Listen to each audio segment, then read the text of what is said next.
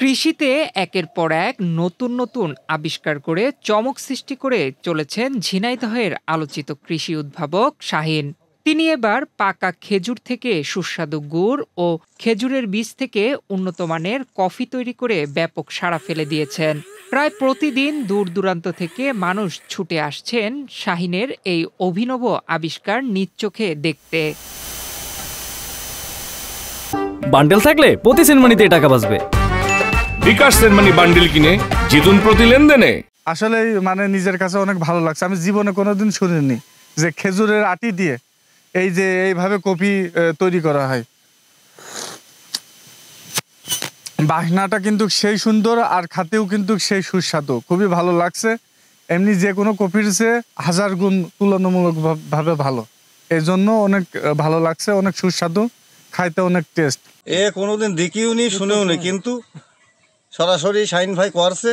এটা তো গুড়ও খাতি অরিজিনাল গুড়ির মতো, কপিও ওই অরিজিনাল কপির মতোই হচ্ছে। এটা অবিশ্বাসী যোগ্যই তো, কিন্তু সরাসরি আমরা দেখছি তাই আমরা বিশ্বাস করছি। আমরা তো দেখছি বলে বিশ্বাস করছি, যে দেখছে না সে তো বিশ্বাস করবে না। খেজুর পাকার মৌসুমে গাছ থেকে খেজুরের কাঁদি কেটে তা এক জায়গায় রেখে পাকানো হয়। খেজুর পুরোপুরি পাকার পর খেজুরের খোসা মাংস রেখে বীজগুলো আলাদা করা হয়। তারপর খেজুরের সেই খোসা মাংস বিশেষ যান্ত্রিক প্রক্রিয়ায় ব্লেন্ড করে আগুনে জাল দিয়ে গুড় তৈরি করা হয়। এছাড়া শাহীনের আরও এক অবাক আবিষ্কার হচ্ছে খেজুরের ফেলে দেওয়া বীজ থেকে কফি বানানো। খেজুরের সময়ের শেষের দিকে জানতে পারলাম পত্রিকায় পড়ে যে খেজুরের বীজ থেকে পানীয় তৈরি করা যায়, যেটা কফির মতোই স্বাদ এবং ঘ্রাণ। তো আমি সিজন শেষ হয়ে যাওয়ার কারণে আর টেস্ট করতে পারিনি। তো এই বছর সিজনের শুরুতেই গাছ থেকে পেড়ে আমি বীজ বের করে এটা ভেজে পাউডার করে পান করে দেখলাম যে আসলে কফির মতোই ঘ্রাণ এবং স্বাদ অনেক সুন্দর। তো আমি আরও কয়েকজনকে খাইয়েছি, তারাও একই মন্তব্য করলো যে আসলে এটা বাজারজাত করা যায়।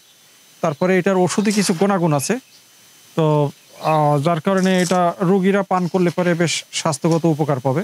তারপরে ব্লাড প্রেশার, তারপরে ডায়াবেটিস, মেদ, তারপরে চুল পড়ে যাওয়া, তারপরে বয়সের ছাপ কমানো, এইগুলো মূলত আসলে উপকার করে। তার উদ্ভাবিত এই কফি বর্তমানে তিনি বাণিজ্যিকভাবে বিক্রির সিদ্ধান্ত নিয়েছেন। এরই মধ্যে দেশ এবং দেশের বাইরে তৈরি হয়েছে এর চাহিদা।